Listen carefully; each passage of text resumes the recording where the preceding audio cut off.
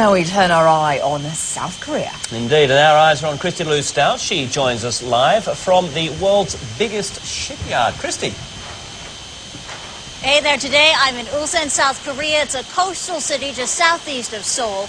It is the home of the global headquarters of Hyundai Heavy Industries, as well as you mentioned just now, Andrew, the world's biggest shipyard. This place is absolutely gargantuan. It spans out over 7.2 million square meters. And if you want to put that into perspective, if we say a football field is 10,000 square meters, this place is equivalent to 700 football fields. Now, around me, you can see some of the ships that are in the process of being built.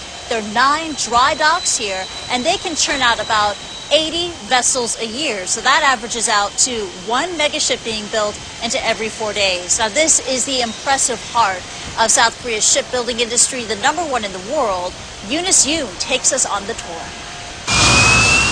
This may not look like advanced technology, but it is. Here at the biggest shipyard in the world, owned by South Korea's Hyundai Heavy, the ships are made of old-fashioned steel. But many of these giant parts are welded together using robots and lasers. It's high-tech equipment like this that Hyundai hopes will keep rivals in its wake. We are currently the world leader, and we are trying to keep this position for a long time to come. So we should maintain our superiority in technology. South Korea shipbuilders got off the ground in the 1970s when Hyundai first built this shipyard. Though mocked by industry experts for its inexperience, Hyundai quickly became a huge success by using cheap labor and a nearly militant work ethic. Today, South Korea is the largest shipbuilding nation, finishing a new ship every 4 days. But the industry could soon be on the ropes. China is the biggest threat.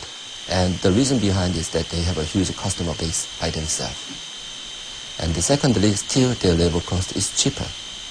And the third, they wanted to be a global #1 leader. They are aiming at year 2015. Hyundai has no intention of giving up control. The company is investing in new designs, testing small-scale models at this research lab. We are making the ships faster, bigger, and more fuel efficient. Streamlining the building process is key, too. Engineers cut the time it takes to make a ship by packing pipes and wires into blocks, some as big as apartment buildings, before these mega chunks are stuck together at a nearby dock. And nearly all the parts are made here. Hyundai Heavy is one of the few shipbuilders that actually makes its own engines right at its shipyard. These engines work like regular car engines, except that they're 5 stories high. Hyundai is also moving into vessels that can double as oil rigs and is starting to build these mammoth ships on land, a unique practice that allows these workers to produce even more ships faster. Right now, we are under the ship. This system uses compressed air to lift ships and slide them effortlessly into the sea. It's just one of the many technologies Hyundai hopes will propel its business to new heights. Eunice Yoon, CNN, Ulsan, South Korea. South Korea is #1 in the world when it comes to shipbuilding, surpassing Japan just a couple of years ago, and this is why I have the model in my hand. It's an industry it's been in for a very long time. In fact, this is a model of what's supposed to be the world's first ironclad warship, even though it's built in wood. You got to take my word for it. And this was built by the South Koreans back in the 1500s, so they've been a pioneer in this industry for centuries. Thank you very much. Now, we're going to talk now about what South Korea needs to do to keep its top spot prime position. It is #1 in the world in terms of shipbuilding, but there are more aggressive, cheaper competitors like China snapping at its heels. So what does South Korea need to do in terms of keeping its top spot in the shipyard business? Well, joining me again, Peter Bartholomew is the managing director of IRC Limited, and you consult shipbuilders around the world. Yes.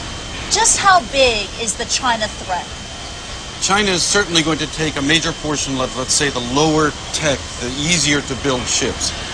However, what Korea is after are the high value added. In other words, ships with a lot of sophisticated technology in them, sophisticated systems. For example, a liquid natural gas system where the gas is frozen at 168 minus degrees Celsius with the most incredible safety and control system. Oil rigs of incredible control, pumping oil off the seabed in 3,000 meters water depth. The sophistication is unbelievable. So they're after that. third part of that high value added are ships, let's say, that the first time it's ever been designed.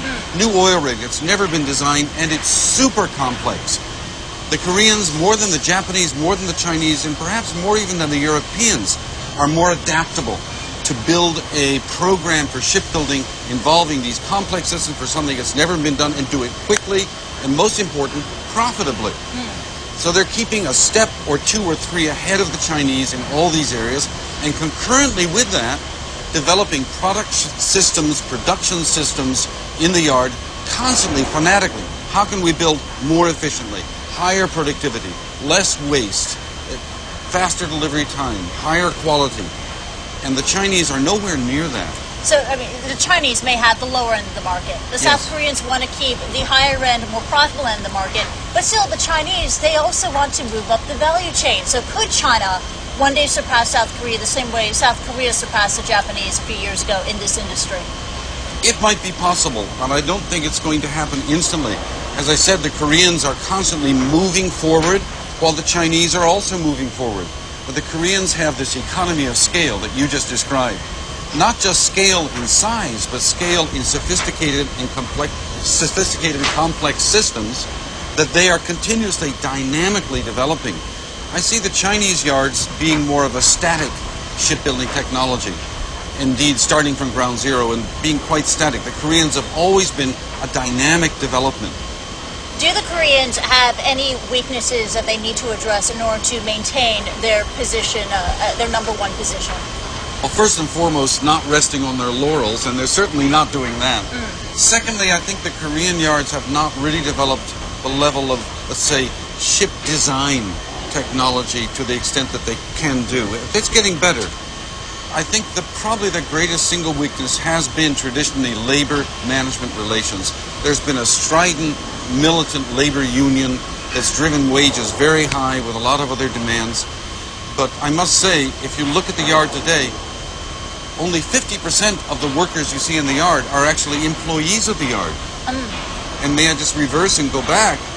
There is a community of shipbuilding subcontractors, services and goods and products and everything else that is equally sophisticated with the shipyard, and the Chinese have none of this. A complex network that would be really difficult to emulate in just a matter of years with the Chinese. It's not going to happen quickly, and multi-sophisticated development among that huge community, spearheaded by the Hyundai and other shipyards in the country. All right, Peter Bartholomew, thank you very much indeed. It's my pleasure. Of IRC Limited, giving us some interesting insight there into what South Korea needs to do in order to maintain its position at the top in this industry.